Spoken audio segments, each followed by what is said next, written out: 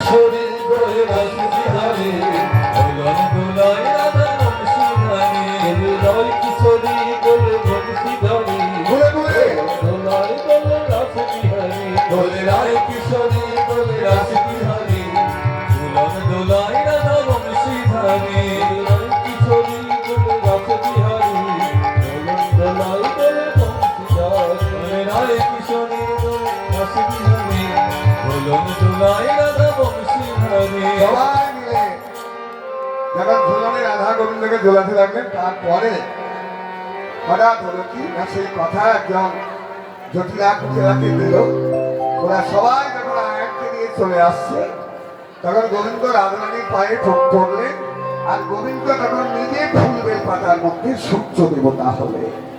কানু তখন ভালো হইয়া ফুলের ভেতরে যায় ওই কানু তখন ভালো হইয়া ফুলের ভিতরে যায় কানু তখন ভালো হইয়া ফুলের ভিতরে যায়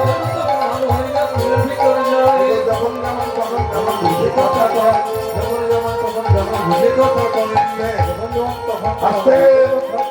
আস্তে এবারে হলো কি না ফুলবেল পাতার মধ্যে ঢুকে পড়লো শ্রীকৃষ্ণ সূর্যদেব হয়ে আর গোবিন্দ নিজে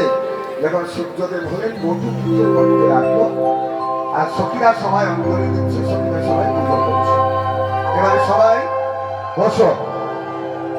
মাইক্রোফোনটা একটু ঠিকভাবে লাগিয়ে দিন।